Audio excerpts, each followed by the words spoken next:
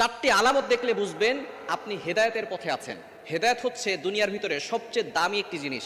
যদি আমরা হেদায়েতের পথে না থাকতে পারি, সঠিক পথে যদি আমরা না থাকতে পারি, তাহলে আমাদের মতো হতবাগার কপাল পোড়া কেউ হবে না। এজন্য হেদায়েতের জন্য কিন্তু আমরা প্রত্যেক নামাজে দোয়া করি। যখন আমরা নামাজে দাঁড়াই তখন বলি ইহদিনাস সিরাতাল মুস্তাকিম, O Allah show us the right path, show us the correct path. Allah আমাকে সঠিক পথ দেখান, আল্লাহ আমাকে সঠিক রাস্তা দেখান।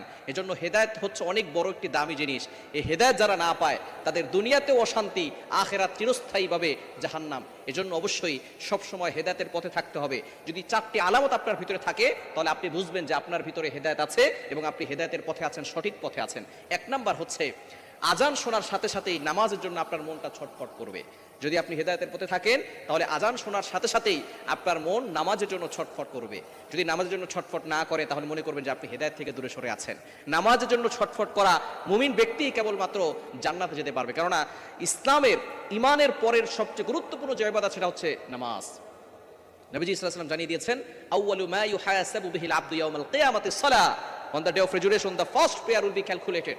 কিয়ামতের দিন সর্বপ্রথম বান্দার নামাজের হিসাব নেওয়া হবে। এজন্য নামাজের সাথে সম্পর্ক বাড়ান। নবীজি সাল্লাল্লাহু আলাইহি ওয়াসাল্লাম জানিয়ে দিয়েছেন, বুখারী শরীফের 1423 নম্বর হাদিস, এখানে 7 শ্রেণীর কথা বলেছেন যারা কিয়ামতের ময়দানে, in the day of judgement, কিয়ামতের ময়দানে আরশে আজিমের নিচে ছায়া পাবে। তার ভিতরে এক নাম্বার হচ্ছে ওয়া রাজুলুন কলবুহু মুআল্লাকুন ফিল মাসাজিদ, যাদের অন্তরটা সব সময় মসজিদের সাথে লেগে থাকে। মসজিদের সাথে যারা অন্তরটাকে লাগিয়ে রাখবে, আল্লাহ পাক রব্বুল আলামিন কিয়ামতের ময়দানে তাদেরকে আরশে আজিমের নিচে ছায়া দান করবেন এবং তারা সঠিক পথে থাকবে, হেদায়েতের পথে থাকবে।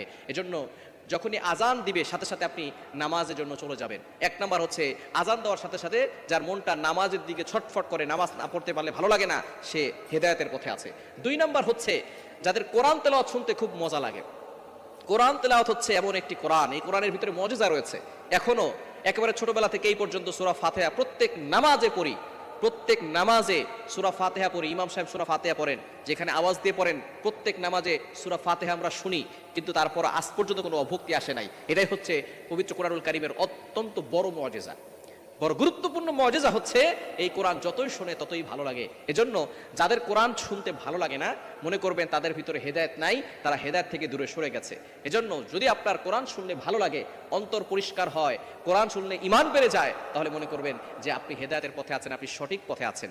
3 নাম্বার হচ্ছে যাদের গান শুনতে ভালো লাগে না, অন্যায় কাজ করতে, অশ্লীল কাজ করতে ভালো লাগে না, এরপরে গোপন পাপ করতে ভালো লাগে না, এটা মনের ভিতরে সায় দেয় না, মন তার থেকে দূরে সরে যায়, তারা হেদায়েতের পথে আছেন। এজন্য অনেক যুবক আবার এমন আছে নামাজও পড়ে আবার গান শোনে। মনে রাখবেন, গান শুনবেন না, এই গান মানুষকে হেদায়েতের থেকে দূরে সরিয়ে দেয়। এজন্য গান বাজনা, এই অশ্লীল কাজ, অশ্লীল দৃশ্য, এগুলো দেখা শোনা মানুষের ঈমান ধ্বংস করে দেয়। মানুষ